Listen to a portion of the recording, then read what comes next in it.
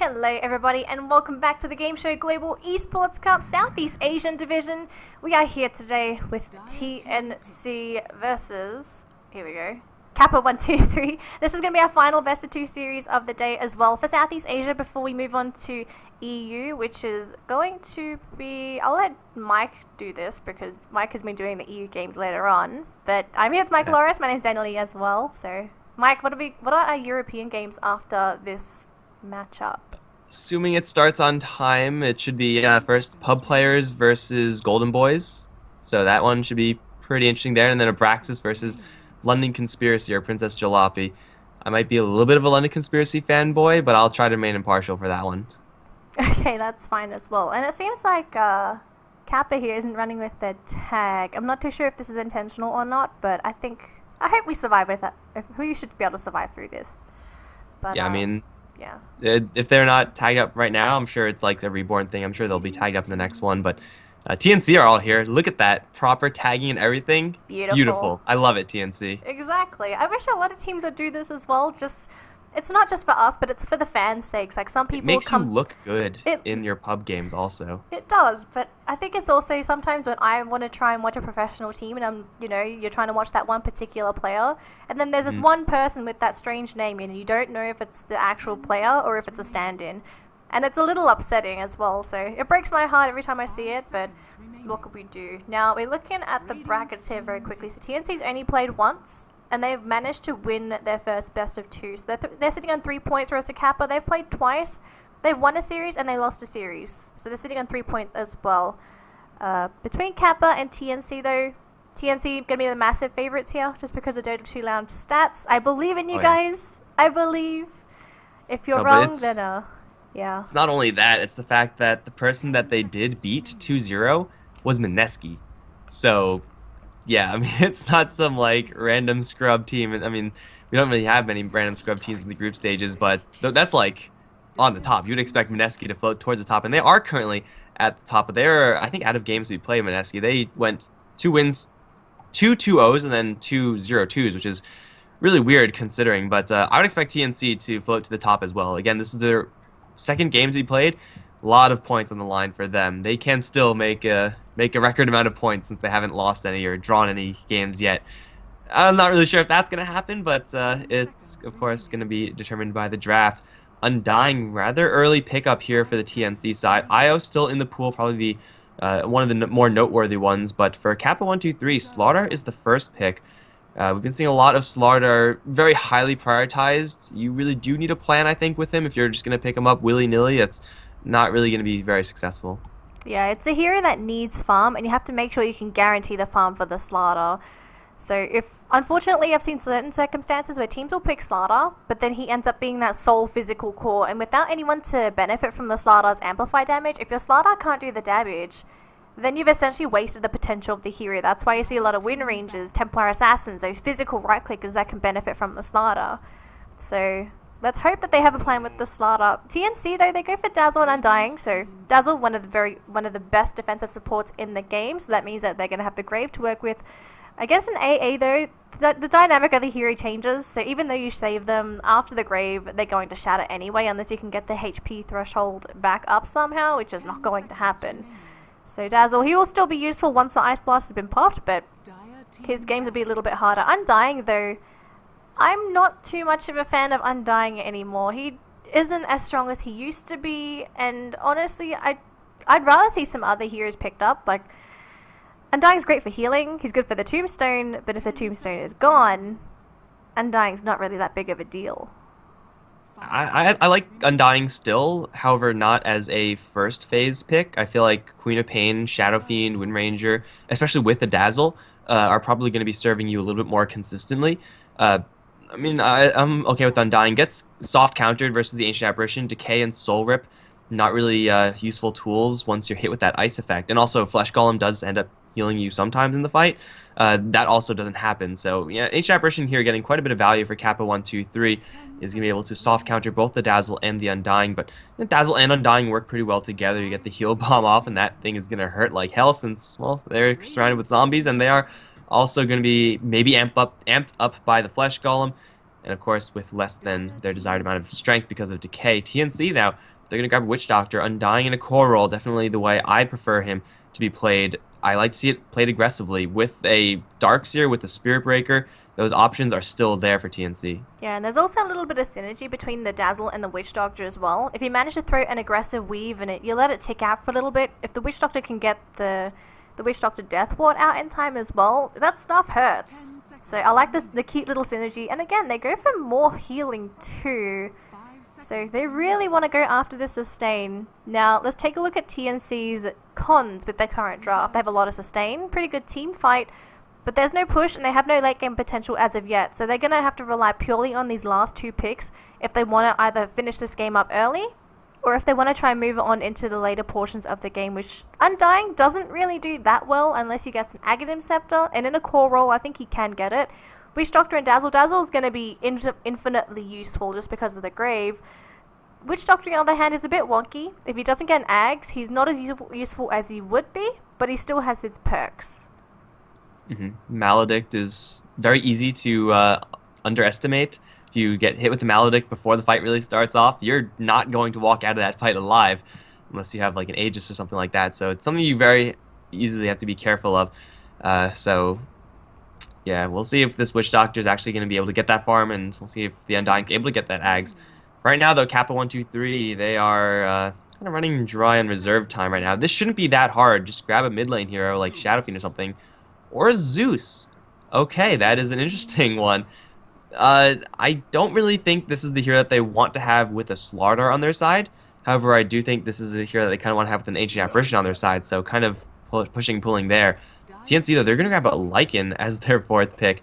This is looking to be an aggressive game for the TNC side. It looks like they're just going to try to end the game very early, as you should with the core Undying, but Lycan is going to offer them that push, a little bit of late game scaling if needed. As far as hard CC is concerned, Kappa123 have a crush, and that's about it. But I think the Lycan, though, is a very peculiar hero. You can honestly do a lot with the Lycan. I've seen some teams, they'll have the Lycan in his lane, and they potentially go for a gank, and he just pops a Howl, and typically that's enough damage for your team to secure a relatively easy gank. So if there's a lot of synergy between TNC, it's going to be between this Lycan and the rest of his team. If they can get a couple of nice ganks, though, I think TNC needs the early game advantage, especially with this predominantly global draft that they're going up against. Like Kappa's got AA, now they have Zeus, now they have Nature's Prophet. What are they going to go for next? Spectre? They have the Haunt as on top of that as well. And then all of a sudden TNC's never going to get away from the gods. They're going to have something constantly on their ass. And it's not going to be an easy game, but if you can get an advantage over this global draft, this can crumble quite easily.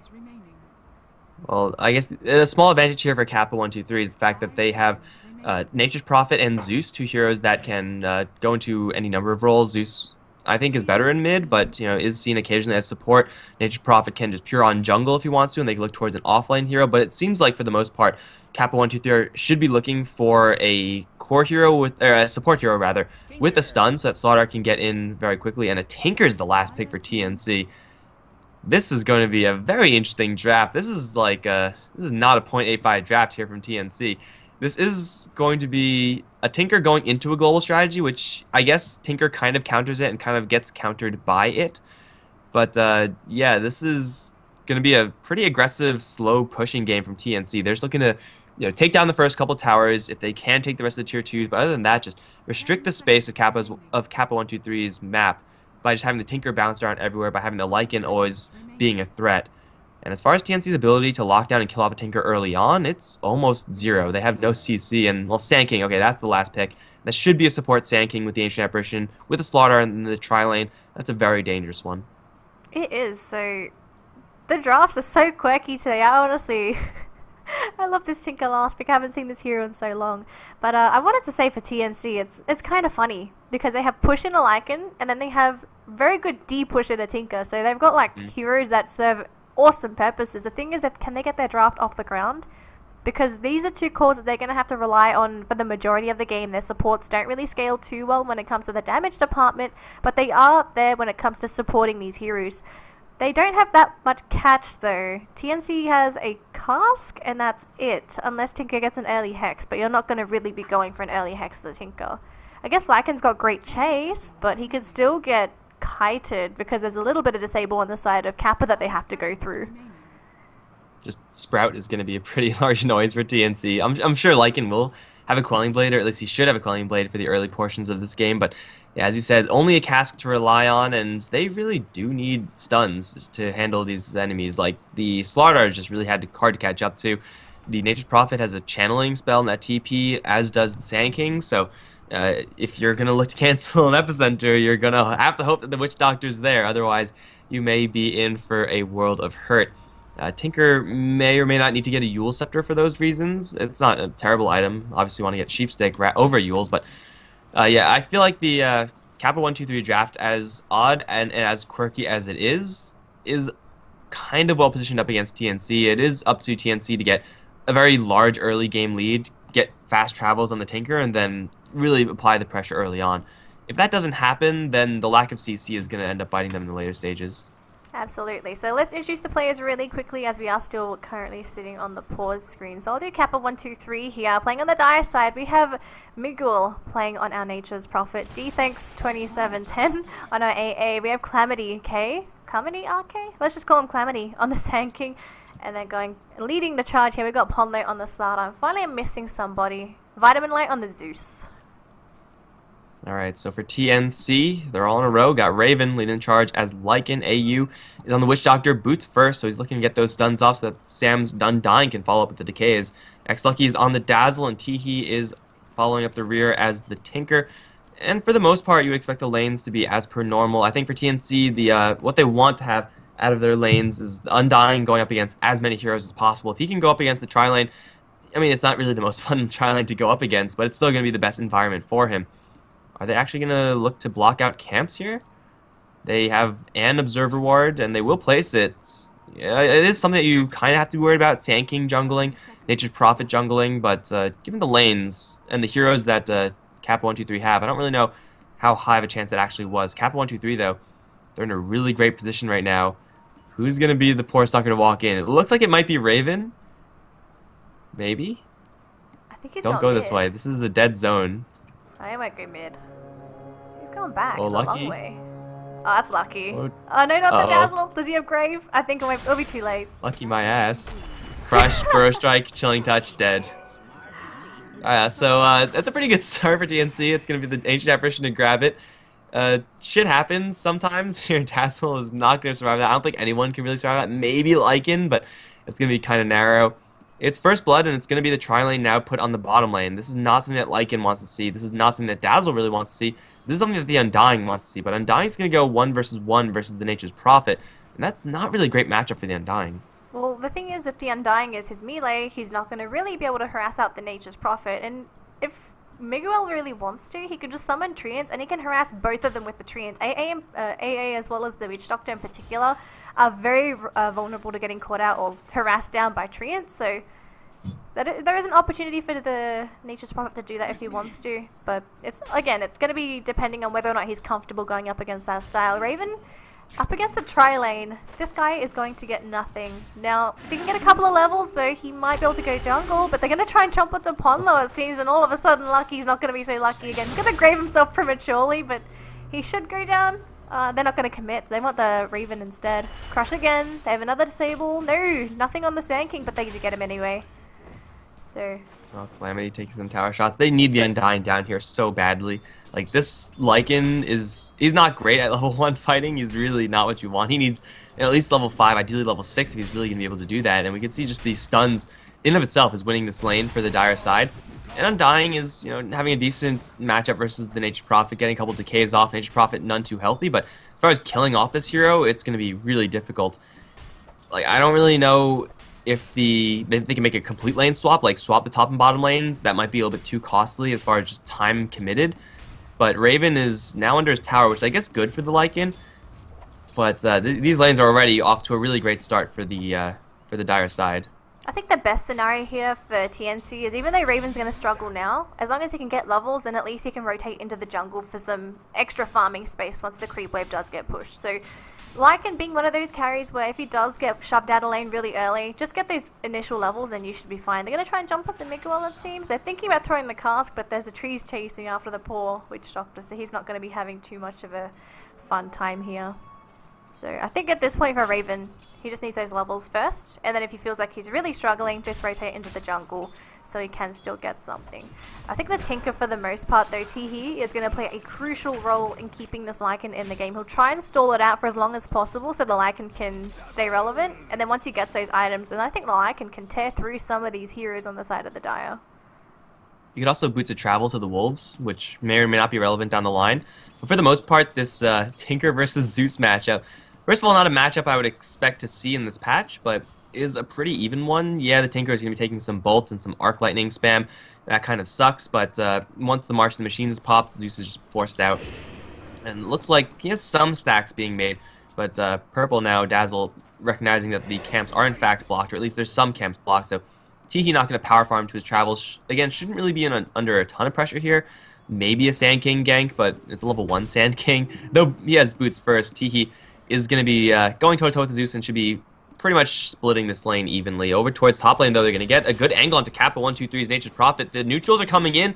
Too late, though. Witch Doctor with 60 base damage is going to draw that kill. It's a much-needed kill for TNC. Yeah, they needed to get something on the board, and even though it's not going to be on the Lycan or the Tinker, I think it's well worth it to get it on the Undying right now. It looks like Vitamin like harassing out the Tinker of the lane. Got bottles, but oh, Nature's Prophet coming in as well. They want to commit. Do they have a Sprout available? No Sprout? What? Okay, they're going to just chase after it. Oh, they have it now. Oh, that was so clutch. Although he's going to summon the Treant's Grave as well, and the support's going to keep him alive, and EU going to sort of just shove out the Nature's Prophet now. They forced out a TP from the Natures, so he's not in lane. Although no one is in lane, Sam was going to rotate in, but instead going to head back into the lane. It would have been very nice for Kappa if they did manage to secure the kill onto the Tinker. Just slowing him down, even that little bit, might mean the world to Kappa right now, because they're running a very early draft. In a late game scenario, what are your thoughts on the global? Is it still okay, or would the Tinker and the Lycan be too much of a threat by then?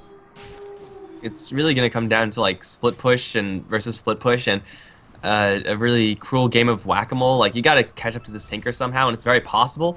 But alternatively, Tinker is going to be hunting for the Nature's Prophet, so it's like, who's going to get the jump on who? It really isn't super clear, though, but in the late game for both sides, pretty darn respectable. The factor that there are global on the Dire side is certainly an advantage. They're going to jump towards Raven, down towards bottom lane. Chilling Touch is up. Cold Feet also there, but oh, Thunder God's Wrath from mid lane. Going to grab that kill. May not save Calamity over towards top because there's a Tombstone now up. They drop a Sentry. He's completely spotted. He's going to land a Burrow Strike, but aggro's being drawn by the Undying. He's tanky enough to sustain all of that. It's going to be 1 for 1. No, 2 for 1. Dazzle also being dove deep on this bottom lane. TNC, this bottom lane is just not working out for them. It's a disaster.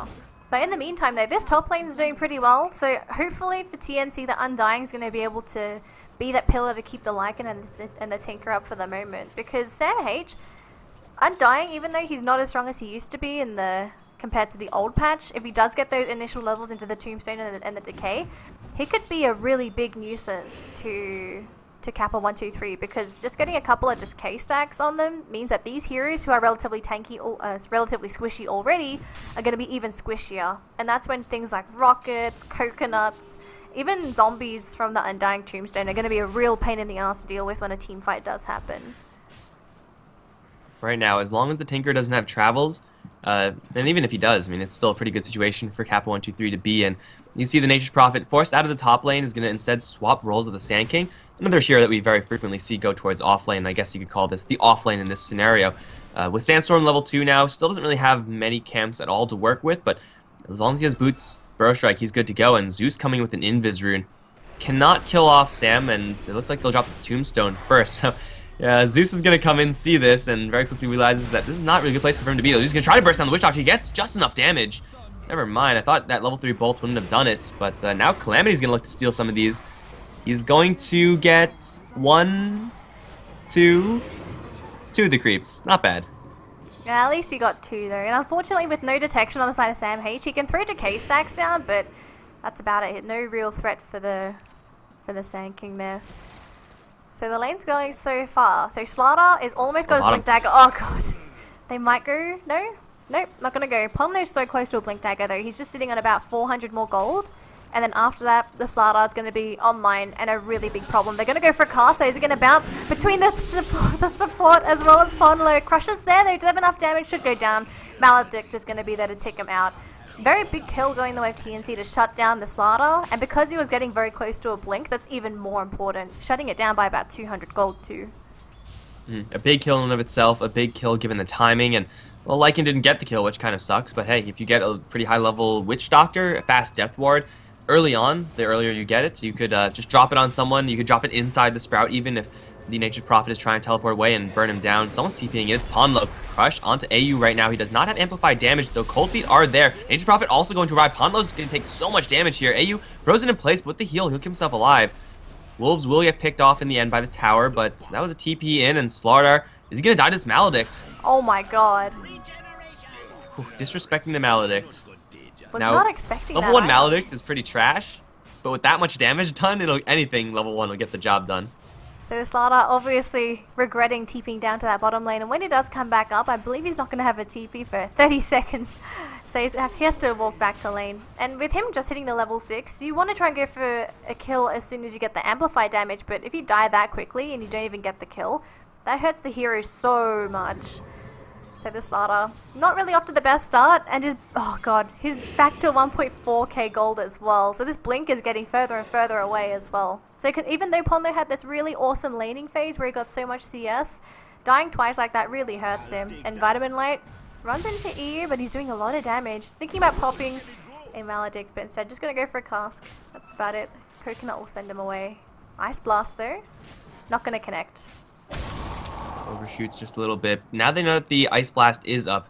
They should know that the Nature's Prophet ultimate is not quite there yet. They're going to look to gank Teehee. He does have a laser, which is going to keep him completely safe versus the Nature's Prophet if he can get in range for it. But with the March already deployed, yeah, they don't want to touch that one. Nowhere close. And now Kappa123, the Nature's Prophet, is going to get hit with the Death Ward Maledict. Oh, that's just lethal damage right there. If the Death Ward doesn't do it, and it will. GG. Yeah, level 6 on Witch Doctor is really good if you can get it 9 minutes in the game. You can actually solo kill off most heroes if it's not going to be interrupted by like a Burrow Strike or something like that. So EU though, he's living the life as this Witch Doctor. He's gotten 4 kills plus an assist. So this guy is loaded with gold. And with this in mind, we could be seeing a very, very early luxury item onto EU. But again, it depends if he maintains this sort of lead. I remember this game we casted. It was the Shadow Demon. It was yesterday, actually. Shadow Demon roamed around, got to kill every single lane. I think he got up to 9 kills that game in about 20-ish minutes. It was awesome. Again, Wolves, Howl active, chowing down at H Apparition. Big heal bomb from the high ground. Next Lucky is going to help the Lycan draw that kill. So that's the game plan right there as far as Dazzle Lycan cooperating. Just have the Wolves amplify the damage. Thunder God's Wrath deployed, though won't kill off Teehee. He'll slip away, albeit barely. And you know, delaying this Slaughter's Blink Dagger, that's worked out. As far as delaying the Tinker's Boots travel, that has not. Although they've definitely tried. Travel's now up in the Tinker. And I'm pretty sure Blink Dagger's going to be coming up next. But yeah, this is maybe the second game in a row for me that, or not in a row necessarily, but where Witch Doctor gets nuts out of control. I just casted the NIP game yesterday, and the Witch Doctor ended the game on top of the net worth chart. Yes, that actually happened. You should all watch that, guys, but I don't think that's going to happen this time, especially if he dies to this tower. Oh, EU. I think he's fine. Is EU dead there is the question. I think he'll be fine. So Sam H? Think about it. Does he get it though? Gonna go for Sam H instead. I think he's the much easier target. So Ponlo gets him. And he'll also get his blink off the back of this too. So I think for the Slaughter, that kill's nice, but the bigger thing is that he gets that blink. So now at this, there's gonna be a source of initiation for Kappa, and that means that these ganks are going to come in a little bit easier for them just because they will be able to have that catch when jumping onto their targets. And obviously the #1 targets are going to be the Lycan followed by this Tinker. So I think those at are this the point, targets to kill, but not really the targets to initiate upon. You want to ideally jump on the Dazzle and Witch Doctor and then end up killing the Lycan and Tinker. Whether or not that's actually possible, of course, depends on how many heroes are there, how good the chase is, but it looks like they're going to try to just go for this bottom tier 1 Lycan, even after a crappy laning phase. His net worth isn't fantastic, but his pushing sure as hell is. Vitamin Light is going to arrive with the Yule Scepter. Raven's going to get amplified up into an Ice Blast, into a Crush. Oh, Crush actually is not going to hit, and now Raven, he also dodged the Ice Blast. He's going to shapeshift and get away. It did connect onto Lucky, however. Death Ward is going to force everyone else out. It's going to blend down the Ancient Apparition, do a hell of a lot of damage. Tiki coming in from behind. They're going to put up the March of the Machines. Ponlo lands a Crush, but he can't actually leave. He's trapped in the trees. He's going to get chowed down by the wolf. He's going to fall eventually. There it is. Double kill for the Witch Doctor. 6-1-2. Oh, yeah, on the Witch Doctor. And that Ice Blast Crush combo with the Eul Scepter should have worked. They should have been able to kill off Raven, but they botched it. Oh god, this is a complete disaster here for Kappa. They were supposed to be the ones rolling in, not just kills, but rolling in towers as well with these blinks. There is, I presume, a blink on the Sand King? Where is it? Courier. Come here. There is a blink on the Courier. So Sand King has his E will go down finally, but it goes to the Nature's Prophet and Raven. Dropping pretty low. Earn Charge will be deployed, not enough to shatter him though, so that's going to be the end of the chase for the Nature's Prophet. There's 2 blinks though on the side of Kappa123. One on the Sand King and one on the Slaughter, and I think this means that any hero that these 2 jump on will effectively be dead, because there'll be 2 disables and there's also going to be the amplified damage on top of them. Ponlo's searching. He wants Raven, but he's not going to go too far in. The Wolf spotted him out as well, so Raven was expecting this. No more Thunder God's Wrath either, or Wrath of Nature, so all the globals are down, exception being Ancient Apparition, but you're not going to blindly search for that. TNC, though, they are leading the net worth right now. Nature's Prophet actually has a surprisingly little amount of farm. He's going to teleport over towards mid, though, where they're already jumping towards the Dazzle. Ice Blast is going to come in. He's going to die here. Can they get anyone else in the meantime, though? Calamity's going to drop very low. Burrow Strike in. He's still in sentry range, it seems, although he will get away. They'll Soul Rip the Zeus, kill him off, and with the decay on the Sand King, they'll kill him off. They see Ponlo because the Undying zombies are there. He has a blink out. Oh, it's going to get canceled by the decay. Now he's got to fight his way out. He's going to run right into the cast. He's going to blink away from that into the clutches of Nature's Prophet. Looks like the Nature's Prophet is going to keep him safe, but it's a 2-for-1 over in the mid lane. And yeah, for a Dazzle, that's not really worth it, given any trade there for the Kappa123 side, and it's going to be worse given the fact they're also going to lose this tower and may also lose their Ancient Apparition.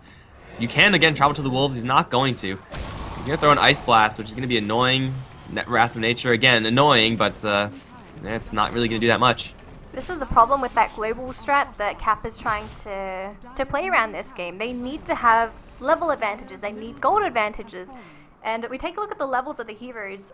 They're under-leveled. You have a level 8 Slaughter, you have a level 8 Nature's Prophet, and a 7 Ancient Apparition. Your highest level is the level 11 Zeus, which is sticking around with TNC, but it's not enough. You need the Nature's Prophet up there, and you need the AA close. Obviously, he's not going to get there, but at least he's closer to that level 2 ultimate than a typical support would be. So for Kappa to run this sort of draft and it's not working out, it's going to be incredibly difficult for them to defend against TNC, who has rockets, who has a wolf that's going to be bearing down on them. And for the disables on the side of Kappa, if you're using it on the Lycan, that means that the Witch Doctor's free to do whatever he wants. The Undying's free to do whatever he wants. So there's not enough disable on the side of Kappa123 to control everyone up. It's only going to be on the ones who they think are going to be an even bigger threat. So I think for TNC, they have some leeway now at these extra levels in EU. Invis Rune looking for a target. No, not the AA! Well, no, I think he saw him, actually. He walked right into the sentry range. Smoke is going to be blown by the Slaughter, looking for a blind crush. They're searching desperately for someone, but AU is just going to calmly walk out of there, no big deal. Witch Doctor has been swagging all game, and he's going to continue doing so. They're going to go for Roche. Now, this is a significantly dangerous play here for TNC. They know that they're up against Zeus and Sand King. That in and of itself is dangerous. Nature's Prophet can scout this one out with Treants. Can also throw out a Wrath of Nature. Vision, however, is up for the Radiant. And D-Thanks, he is going to get pushed away by the missiles. T-He is up on the high ground, however. The march is already commencing. He'll get crushed from the low ground. The machines, though, keeping everyone at arm's length. Doing a lot of damage to the Ancient Apparition as well. 20 HP. You know, here comes the epicenter, however. Calamity's going to prep it. Jumps right in. Burrow Strike onto 2 with the Wrath of Nature there. Plus the Thunder God's Wrath. Raven still looking for this Aegis right now. He's going to not grab it. Nature's Prophet is going to steal it from right underneath him, but a huge heal bomb is going to demolish the dire side. Now Ponlo's on the way out. They do have a respawn on this Nature's Prophet, but he's going to respawn into a whole pack of wolves, and that's never really what you want to be seeing in any game. He's going to fall. And for TNC, they don't get the Aegis, which, yeah, kind of sucks. But they get a whole lot of kills, and that's going to be just fine for them. So net worth is so disgusting. 3 heroes on top on the side of TNC, followed by a Zeus, then the Witch Doctor, and then the rest of the heroes on the side of Kappa. So this is not looking too good for the die. They take the Aegis, which is, it's nice, it's cute, they take away a nice asset, but it doesn't turn the game in your favor. So for Kappa123, because they go for this global strat, it's not working, it's not enough. What options are left for them? Well, this game might actually end soon if TNC are able to take these Raxes. I don't think Kappa123 can come back from this. And this is the brute force push of an Undying and a Lycan. And this is pretty much the strategy that I was describing before, where they're just going to choke Kappa123 out of space. I didn't expect them to go high ground this soon, but with the advantage that they have, they might as well go ahead and try it. I mean, they're getting away with it. They need an epicenter here, but it's a minute on cooldown, so tower down. Slaughter gonna get picked off by missiles and rockets and machines. Missiles and rockets are the same thing. But Raxes are falling, guys. It's 17 minutes in. Melee racks down, range racks down. It is damn near impossible to come back from getting racks 20 minutes in. This is such a disgusting push from TNC, but they deserved it. They hung on. They actually took some very decisive kills, EU being the star of the show for the very beginning portions of the game, sitting on 2.5k gold as well. This guy is so bloody rich. Demon Edge. Oh. Demon Edge? I would love to see a Demon Edge, but he's going to go for Ags, obviously. I would love to see MKB Witch Doctor one day. Oh yeah, that'll be the day. But for right now, there's a tier 2 tower up towards top. That means TNC are going to say, screw that lane. We're just going to go ahead and brute force the mid lane. Sam has Guardian Greaves on the front line. He's going to make a swarm of machines. He's going to jump in, zap the Zeus. Easy first kill. He's going to buy back just so we can get the Thunder God's Wrath out, which may or may not be the difference. But in the meantime, building's dropping.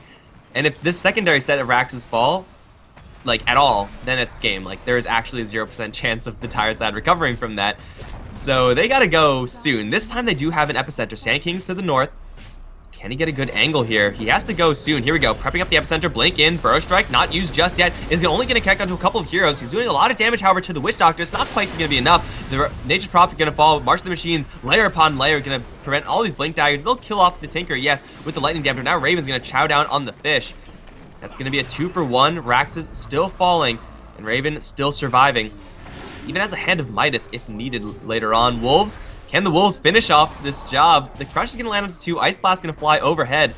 But now Rax is down. Ponlo is very far away from any sort of backup, although Vitamin Light is kind of in the area. Bolt into Raven. Can they kill off this Lycan? No, not yet. He's graved up. Lucky is going to be focused down instead, but Raven's going to actually turn and fight. In the meantime, Vitamin Light being pushed out by the Death Ward. Calamity not going to interrupt that. Instead, going to land a Burrow Strike onto 2. Raven's still alive. Gets healed up. Raven's still alive. Blink Crush. Is he actually going to go down? Can he actually die in this game ever? Wrath of Nature? No, it's not going to happen. 2 Raxes in, and as I said, you cannot win once you're 2 Raxes down 20 minutes in. It's over. This game was so disgusting. 20k net worth lead at not even 20 minutes into the game. How absurd is that? So congratulations, Kappa. Oh my goodness. I'm not going to say 1, 2, 3. No. You already did, but no Kappa. Anyways, so TNC take a very decisive game 1 in a under 20-minute GG as well. Very, very early GG in games like this. Even AA is telling you to stop. So Kappa123, they went for a very interesting draft in trying to go for a global initiating sort of style, but weren't able to accumulate enough of a lead to really overrun TNC. So TNC sitting on a score of 1-0 so far. Can Kappa123 come back? Hopefully they don't try and go for the same shenanigans, because if they're going to do that again, I'm pretty sure TNC is going to be prepared for it. Yeah, the Lycan even got shut down in that game. That was the slowest start possible for Lycan, but it just didn't seem to matter, because Undying and Tinker got way too much. Exactly. So guys, we're going to move into Game 2 very shortly. My name's Danielle, and I'm here with Mike Loris. If you love our casting, give us a follow on our social media sites at DanielleCast, at Mike Loris, at Twitter.com. If you don't know the spelling, top right-hand corner of the stream. Otherwise, it is in the stream title. If for some reason you can't read it, it's stream, which I'll find very, very curious. But anyways, we'll see you in roughly 5 minutes as we move into Game 2 between TNC and Kappa123.